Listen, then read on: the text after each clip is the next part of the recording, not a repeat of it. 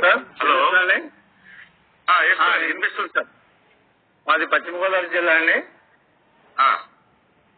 పెనుమంట్ర మండలం పెనుమంట్ర.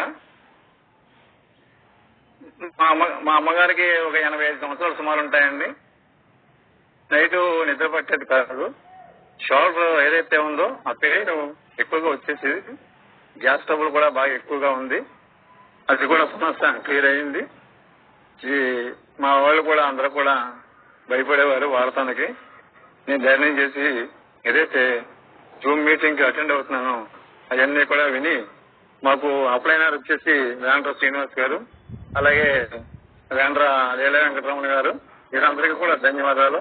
ముఖ్యంగా మన లైవ్ టీం ఏదైతే ఉందో ఆ లైవ్ టీం కి, న్యూ యంగ్ కంపెనీ యాజమాన్యానికి, అలాగే దీన్ని నడిపిస్తున్న మన మేనేజ్మెంట్ కి, మన మీటింగ్ వింటున్న ప్రతి ఒక్కరికి కూడా చెప్పేది ఏంటంటే మనం ఎంత సంపాదిస్తున్నాం, ఎంత ఖర్చు పెడుతున్నాం అన్న సమస్య కాదు, మనం ఎంతమందికి ఆరోగ్యాన్ని ఇస్తున్నాం అన్నదే నాకు ముఖ్యం. అది ఎందుకంటే మాది పేద కుటుంబం అయినా కానీ నేను సోషల్ సర్వీస్ లో అప్పుడే 15 సంవత్సరాల నుంచి సోషల్ సర్వీస్ లో ఉన్నాను నేను. కాకపోతే నేను 1 స్టార్ అయ్యానా 5 స్టార్ అయ్యానా నాకు లెక్కలేదు.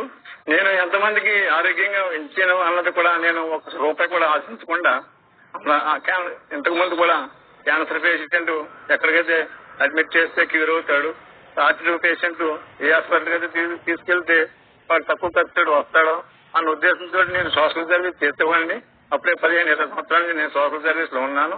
కానీ వేంద్ర శ్రీనివాస్ గారు 2 నెలల నుంచి కూడా నన్ను ఎంబడపడి మీరు వినండి అలాగే ఎలాగంటే కనుక నాకు ఫోన్ సపోర్ట్ చేయక తర్వాత ఏం చేస్తానంటే కొంచెం అప్పు చేసుకుని 8,500 పెట్టి ఫోన్ తీసుకుని ఈ రోజుని నేను నెట్ బ్యాలెన్స్ కూడా అన్లిమిటెడ్ నెట్ బ్యాలెన్స్ చేయించుకుని అన్లిమిటెడ్ కాల్ చేయించుకుని ఈ రోజుని నేను దేనికి ఖర్చు పెడుతున్నాను అంటే ప్రతి రూపాయి కూడా నా బండికి పెట్రోలు రిజర్వ్ లో రాకుండా చూసుకుంటున్నాను.